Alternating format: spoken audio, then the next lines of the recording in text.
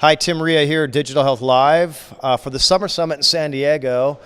Special guest today is John Sculley, who's a prolific entrepreneur, investor, former CEO of Apple, as well as PepsiCo. Hey, John. Hi, Tim. How are you? Great, great. So we saw you up on stage. I saw some other folks that we had at the CES event, Sunny Vu.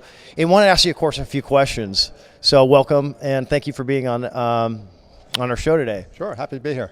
So startups, what are you doing in the space to fund innovation in the digital health space? Well, I primarily look at serial entrepreneurs, people who have built companies before.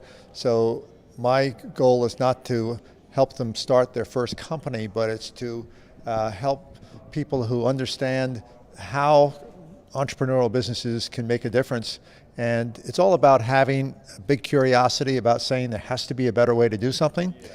It then means being able to pull together a team that nothing is ever done by a single person. So you want to get the right people on the bus, sitting in the right seats on the bus. And then you've got to be able to attract investors so that you're solving a big enough problem. If you want to build a billion-dollar business, you better solve a multi-billion-dollar problem. What are some of the experience you're taking from PepsiCo and Apple that you're applying to, say Misfit Wearables and Sunny's company? Well, the experience from Pepsi was clearly about the importance of the role of the consumer. How do you make sure that you never compromise the consumer experience? If you take a product like Pepsi, we always sold against Coke by not pushing the product. Products are pretty similar, but pushing the experience of having a Pepsi. We called them necktie products in those days because people really did wear neckties. And we wanted people to say, hey, I'm proud to be seen with a Pepsi in my hand because it says something about who I am.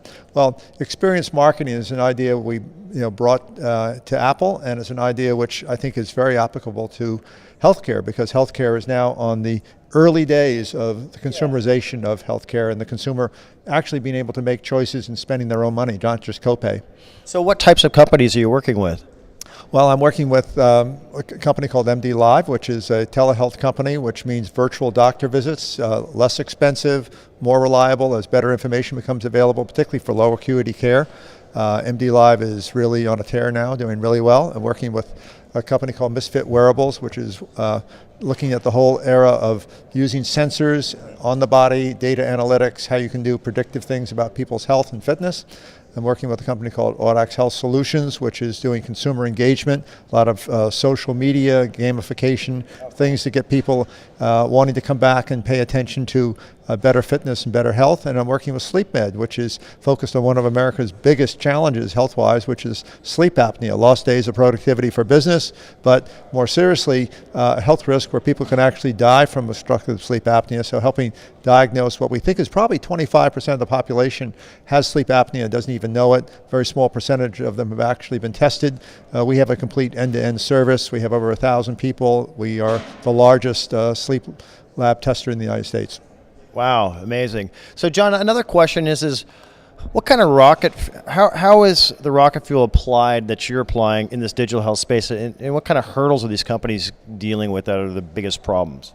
Well, my role is rainmaker. I don't do the heavy lifting. I don't have a management title. I'm not running anything. The hard work is being done by these entrepreneurs and the teams they bring together.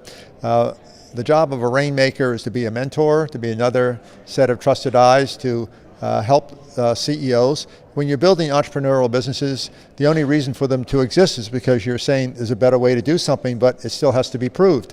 And that means that you're sitting on the outer edge of transformation, which is where the highest risks are. So being able to help entrepreneurs based on one's experience, and by the way, your failures are a better experience than your successes, just to say, hey, there's a thin line between success and failure. And if you can be another set of eyes and say, here's what I learned in a different situation, there may be some applicable things I learned from this that could be helpful to you, that can be pretty valuable to a CEO of an entrepreneurial company as they're trying to move from stage to stage. So it sounds like a lot of really interesting things are coming together with data, and we're still at a really early stage into this digital health space. What's your vision of the future the next 5 to 10 years? Well, I believe that we're going to see some major consumer brand services. Just like I can remember a world before Starbucks, before McDonald's. We take those services for granted. That's not healthcare, but it's food services. I think in healthcare, we're going to see major, big branded services because we're moving into an era of high deductible insurance where consumers are going to have to make choices and spend their own money. What's next for you? Next for me is just more of what I'm doing. I love it. I think you ought to reinvent oneself every 10 years. I've reinventing myself around healthcare and the consumer era of healthcare.